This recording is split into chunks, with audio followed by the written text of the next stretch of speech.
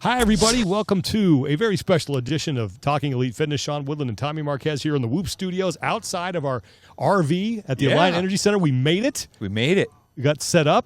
We're going to have a lot of fun here. So those of you who are watching on YouTube, this is what it's going to look like. We'll have some guests here. We have some extra space set up for them. But got more cameras. We'll explore the space a little bit. But we just want to get something set up and going here. Obviously, it's what is it, 10 o'clock, right? 10 o'clock at night, 9:30, 10? Yeah, so 10 o'clock. We're a little late on Monday, but that's okay. We wanted to get just some news happen today. But first, we're going to start with this. So we do our Whoop numbers off the top here. Now, if you're a regular listener, I want to make sure that you're sitting down. If you're driving, maybe pull off to the side of the road. If you're in hell, look outside your window. Because there might be some snowballs. So I want to preface this by saying my wife, son, and I flew into Chicago yesterday. We had to get up at 3:30 in the morning. Okay, so we got no sleep. Less than usual. I got like an hour. Went to the airport with, I think, and we won the award for people who brought the most crap because we had a ton of stuff. We had like all our podcast stuff. We had a lot of stuff for Max. We had all of our stuff. Got on a plane, flew to Chicago, got to Chicago, hung out. We were all super tired and went to bed pretty early. Okay. And I woke up and I checked my Whoop and Tommy, drum roll, please.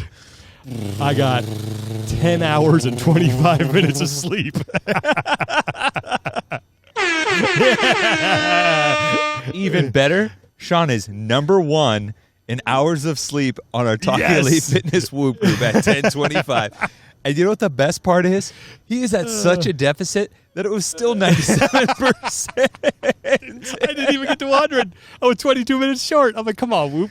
Sure. But I'm feeling good, though. I was in the green recovery. Like, that is like a PR for sleep for me. So I'm feeling good, man. I was in the green recovery, 71%. I got a 13.9 day strain, though. I've been hoofing it all over the Alliant Energy Center, getting stuff done. Well, that's what I asked, because Sean sent me a photo, and he still needed another 22 minutes to hit 100. And the Whoop feedback was sufficient but inconsistent. You think? And I asked him because I don't know children very well because I don't have one. I asked if Max has a apparently vacation he was mode. So setting. Exhausted, like he just we kept thinking, all right, he's waking up now, and I'd roll over and he was still sleeping. I'm like, all right, I'm going back in. Oh, man. So I'm feeling great. I'm ready to rock this week. You crushed it. If you guys want, how are you doing? I'm at 50. So I slept 7:13, which is good. That's solid, man. One of my really plans, for my Whoop and my little Whoop and Working Against Gravity plan is to average 7 hours of sleep during the games. That's like my commitment if I can. 54% recovery. You know what's crazy? This tells you what's what at the games. 16.3 day strain. Haven't worked out. No, I haven't either. But I just and it's hot. It is like bugs here in the Midwest too. It's a different breed. They hit different. It's like normally Mothra. Normally they don't like me. I got that spicy bug. Oh, I'm all deeded up right now. They're not fans of Mexican food, but be careful. They might get a taste of it. Yeah, once they're like, ooh, picante. Some of that huarachas, which isn't even a food. It's just a word I like. It's just a shoe. But still. Maybe some mosquitoes wearing huarachas. Yeah, hey. Who knows? But if you guys want to get on board the Whoop train, head to whoop.com. They've been great to us. They're a fantastic company. They are the official wearable of CrossFit. Use our code TALKING15. You will save 15% and optimize the way that you train and recover. And while you are on the website, be sure to check out the locker section. They have a lot of great resources there for you. Even if you're not someone who has a Whoop, but just really good tips on how you can improve sleep, improve your recovery, manage your day strain better, and just train more effectively. So Whoop.com, use the code TALKING15, and we want to thank them and all of our partners here for helping us out. And they got some cool bands here at the games. So if you're listening, you're at the games, go check them out. They'll have some deals. Tell them we sent you. Go up and whisper Talking Elite Fitness in their ear, and you never know what. I don't know. Okay, I don't know, but I figured they might like it. But we lost a light. I don't know why, but whatever. Yeah, working out the kinks early here. Yep. Okay, there's actually some stuff that we got to talk about. Some things that happened. The big news today, and this is horrible. I feel terrible for Bethany Shadburne, but she tested positive for COVID-19 and had to withdraw, and that comes as a huge shock. And I mean, it would have been bad for any athlete, but I honestly think that Bethany had a chance of finishing on the podium. 100%. And she's looked so good this season, and to have to deal with that now is just heartbreaking. Apparently, she has some mild symptoms. Yeah. But yeah, positive tests and cannot compete. It's tough. I mean, she took multiple tests, I know, because they want to make sure it wasn't a false positive. Mm-hmm. And I believe that, due to contact tracing, they have to do some extra testing on Carrie and Danielle. And that you're gutted for them. Like that, to steal words from her coach, Justin Kotler, who I spoke to, and just to chat, they're just gutted for her because, this is the best she's ever felt. It's the first time in 5 years that she's healthy. Mm-hmm. And we got to see what that looked like at West Coast. And it was like the results were nothing less than astounding. And just excited to see what that looked like at the games. And unfortunately, the worst part too, and I think this kind of captures a lot of the difficulties around the situation just in general the last year, is that like, I know Justin feels this, like emotionally, physically you want to be there for her, but you can't, right? Because they have to isolate. Right. And it's tough. It's heartbreaking, and you just wish that, man, it could have been another way. Yeah. Uh-oh. It came unplugged. My mic came unplugged. You're All right, good. I'm back. Like I said, working out the kinks. It stinks. It's just one of those things, but that's the world we're living in now. And I just wonder, like, what happened. But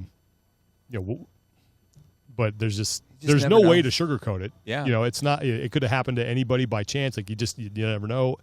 And you start thinking, well, there's obviously they can't let her compete, which stinks. But looking forward to seeing her back next year, because I think that she has now just reached the peak. I don't think she's at the point of her career where it's like, okay, well, you had this she's year. Still young. Yeah, of course. Yeah, and I think that she is just now. She's on the window is open. It's that window is not closing. And even though it may feel like she's snake bitten at this point, she knowing that she's already battled through injuries every single year at the games to find success, and that she has now a support system around her, like Carrie, like Justin, like Ashley, Justin's wife, and all the wonderful people there in Vegas. This is it may hurt right now, but it's gonna be fuel for the fire, sure. for it to burn brightly, and I have no doubt about that. But you feel for her, our hearts go out to her, and you just hope for the best. Yeah. Other thing that was announced today, Scott Panchik made it official. This will be his last CrossFit Games. Man, that is crazy to me. I mean, he debuted in 2012, which is actually the last time he ever won an event. Yeah. Which is Fran, I believe. Yep, Fran in the final day. Yeah, final event. He is, I think, the best individual CrossFitter who has never stood on the podium. Without I question. think that might change this year. Fingers crossed. Like now, now it's like hard not to cheer for him. You would love to see him go out on top. I think he is a guy who absolutely could stand on top of the podium. But I understand why he made the decision. We're going to miss watching him compete, but he now has a family, and the amount of time that it takes to train to be successful at this level takes you away from the things that I'm sure that he wants to do in order to be a good husband and a good father. 100%. Yeah, and you get to that point where like he has an affiliate, he's a full-time business owner. He has a family that he's starting to grow. You're north, like it sucks to say, but you're north of 30 now. So in this increasingly like young man, I don't want to say young man sport, young woman sport. It's just you have these young guns coming up that are just hungry as all hell. And he's been at it a long time. It's really rare to have professional caliber athlete careers that last a decade plus. Sure. They're more the exception than the rule, and he's been at it through pretty much 3 eras now. Were we talking about this with Brian on our episode, Brian Friend, the last episode we did about, I don't know if we were if we were recording or we weren't, but the stat that he brought up about, I don't think we've had a 30-year-old on the podium since 2012 maybe was the last time, where we had two of them. Kyle Kasperbauer and Matt Chan. Matt Chan, yeah. And that just goes to show you how the sport has continued to skew younger. And this year there actually is a chance that streak might end. And Scott, I think, was one of the guys that had a real good, or still does have a really good chance of ending that. I would be very surprised if it didn't, because Vellner, Fikowski, and Panchik are all north of 30. But man, it's crazy. He announced it, and like you said, you got to root for it, you got to pull for him now. Like it adds that little extra something to the viewership, especially here on air. The timing of it, you know, I'm glad that he announced it now. Diehard Lakers fan, one of the best things I think for the sport of basketball at the time was Kobe announcing he was retiring before the season. Yeah. So he had the farewell tour. Absolutely. That is, for me, I immediately, my mind goes to that because I got to see his last game. And that was made special with that understanding and the build-up throughout the season. And, you know, it's his last games and everyone's going to be pulling for him. And it's just kind of that one last ride is just such a good story. And I think about the 2 times that we've seen that happen at the games where an athlete left. The 2 times that I can remember where an athlete left and the crowd knew that this was the last one. I think it was Chris Spieler in 2014. The ovation that he got and the salute that he got and deserved. And then Stacey Tovar, I think in 2017 when she left and she left her shoes on the floor. Like that's cool because the crowd knows that's coming.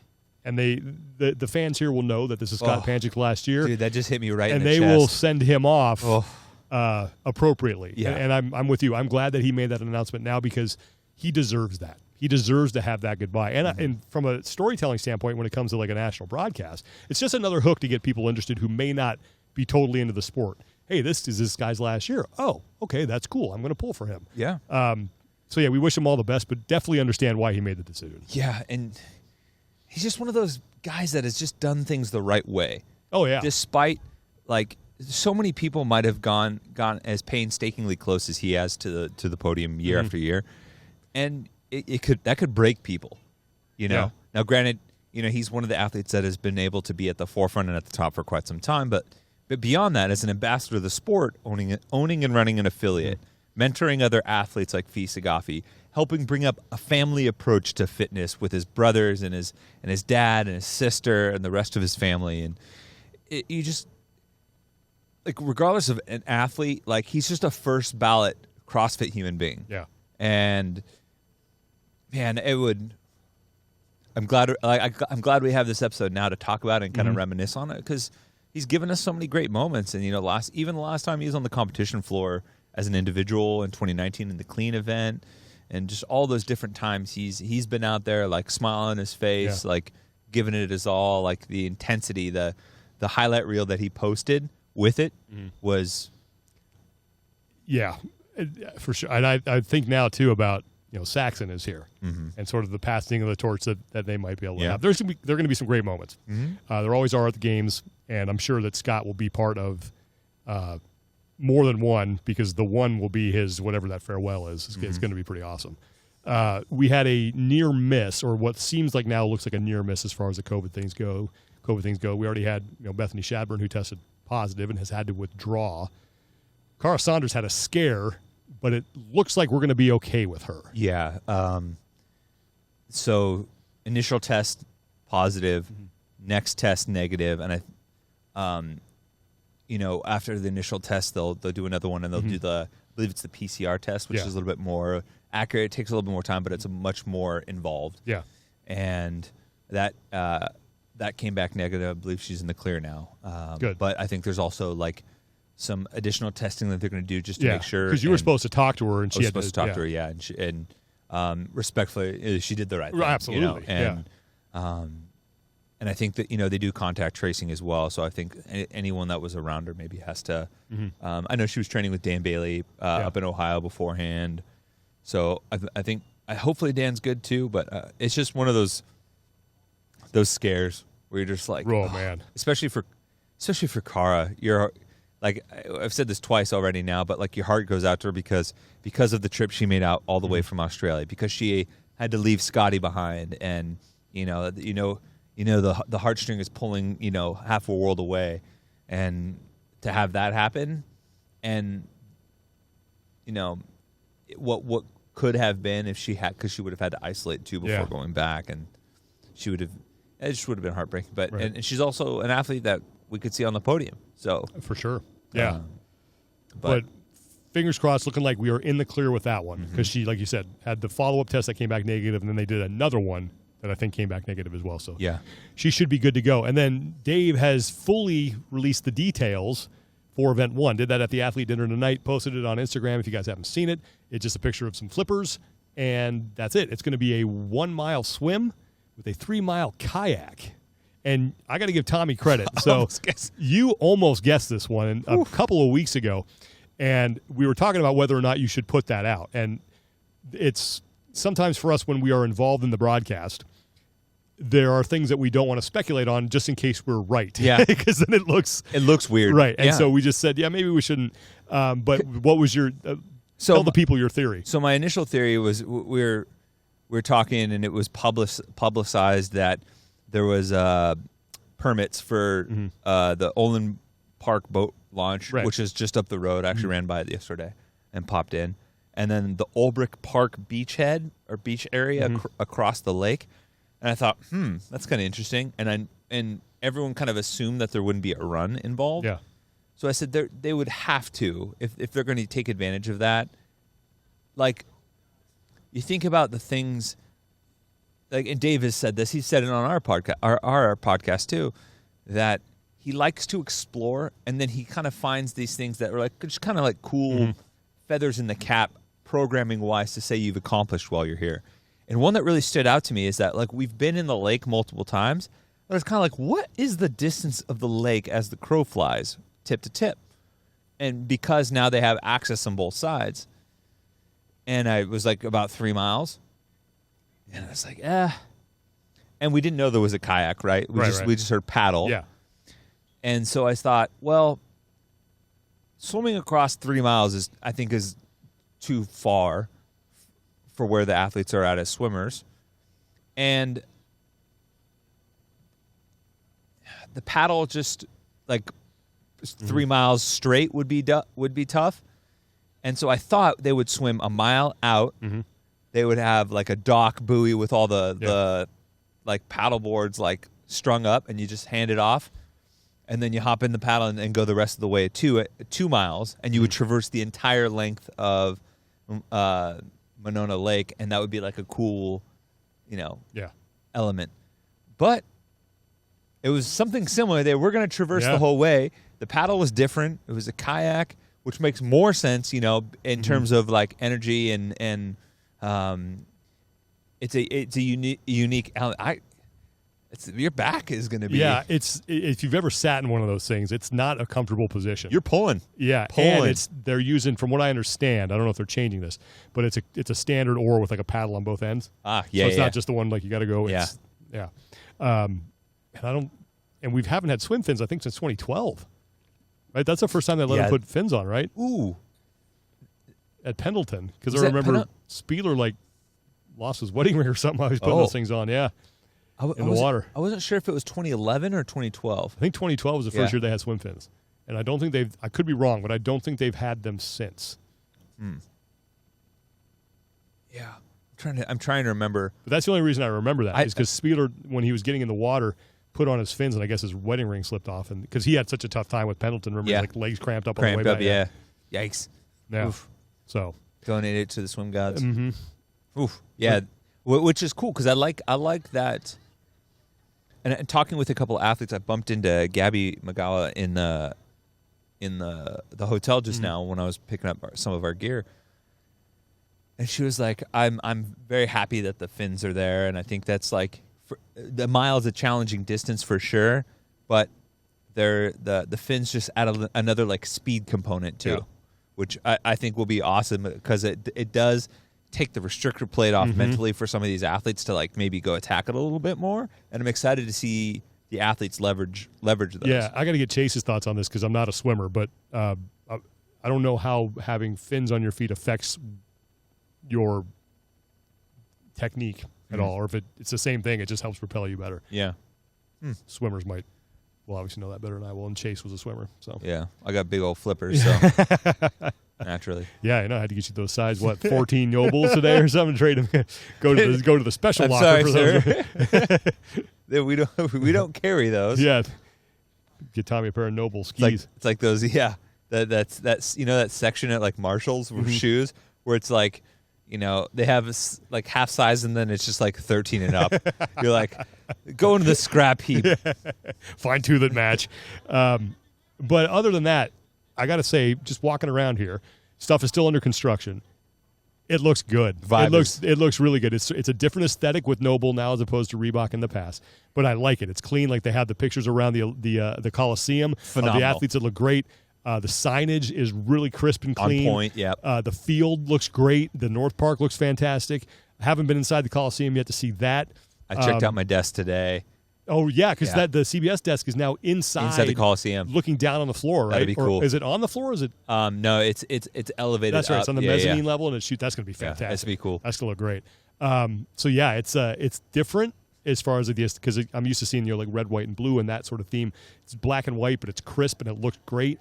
And I have to give everybody credit who's involved putting this thing on, because you don't realize the scope of this thing until you really walk around and you see everything going on behind the scenes and the people who are doing the athlete control and dealing with the media and are putting up the facilities. But they are doing a phenomenal job getting this thing going. And you talked to Todd Melanie from Noble. If you guys haven't checked out that interview, listen to it, because he goes into depth about what it's taken for them to get there. And basically, they've had to do what usually you do in 12 months in 3. Yeah, they've done a hell of a job. Like, I'm really impressed with the way everything looks and how it's coming together here. Bravo. I 100%. And I got to sit down. We had the interview with him and sit down in the athlete check-in area. Got to walk through the Noble tent. If you're on site and you're listening, like, you got to check it out. They have grandstands, like built wood ones, so you can watch inside of like the screen. They're going to have the Olympics on as well. Yeah. And like for in between, they have a beautiful space. Like Rogue's doing their thing as always. Yeah. It's just a nice reminder that it is a Herculean effort to put this on, but there are so many good people willing to do it. Oh yeah. And like, it's cool to see how the sausage is made sometimes, just walk, like we're going through orientation and stuff like that. See the hustle and bustle, but everyone stops to say hi. Everyone takes a quick moment to acknowledge you, with people you haven't seen in years. And it's just, it's such an awesome vibe already. And man, and like, it's starting to get that, like, I don't want to say hair on the back of my neck, because that implies that combat is coming, but it's like that exciting, like, I'm ready to get this thing going, man. I can't wait, because in age groups start tomorrow. The broadcast schedule was released. So if you guys are looking on, as far as times when you can watch, go to CrossFit's Instagram, CrossFit Games Instagram. They have a post there where you can watch it, what time, all that good stuff. So you're covered from that standpoint. So hopefully you're doing the virtual games along with everyone else that's doing that, and the athletes, and you're getting together at your gym and having watch parties. Also download the app. Yes. The CrossFit Games event app has everything. It has a really clean tab with like schedules, broadcast times, stuff like that. So, and just to kind of put a bow on this, it's very easy to talk about CrossFit when when people think they do something wrong or when they mess up, but they are damn good at doing this, and they're doing a phenomenal job at putting this thing together, and I think it looks great. And I can't wait to see the fans out there. The campground's popping off already. Yeah, it's been good. We got the Medeiros fan, the Madeiroses, the Madeirums, the Madeirai, the Madeiroses are here. Oh, love it. We got Morning Chalk Ups right over here, front of the show. We've already met a bunch of people who've just been walking around saying hi. Yep. So if you're here, we're at spot 14. You can't miss us. We got our tent. We got this thing. We'll have the gear. So mostly at night we'll be here recording after all of our responsibilities with the broadcast are done, and those tend to run a little late sometime, but we'll get back here. We'll record, have some fun. Hopefully have some people stop by. And it's going to be a fun week, man. Hopefully we'll get some athletes, but throw on the Cisco CD, have a blast. It's provocative. It's the people going. I got to get back on my game, because I was like, there's a Marvel reference in the feelings that back, and immediately cut to Spider-Man in Infinity War when he's on the bus and the hair raises up. You're like, whoo, there's something going on. Yeah. So anyway, that's it. That's going to be a quick episode tonight. But again, we'll have one hopefully every day. Again, we have to do this after the broadcast and all those responsibilities are over, because that's a big deal and we don't want to screw that up. Yep, for sure. But yeah, stop by, say hi. Remember, patrons, we have our friend of the show coins, so you guys can stop by and get those. And if you're not here on site, we'll find a way to get those to you. But that's going to do it. So for Tommy, I'm Sean. Thanks so much for listening. Thanks to our sponsors for making this possible. And congratulations to me for leading the way on the hours of sleep with 1025. I'm going to frame that and put that up in the kitchen. So I want to see the fall from grace. It's going to be bad. All right, guys. Thanks so much. We will talk to you soon. Take care of each other. Be better. And thanks so much for listening and watching.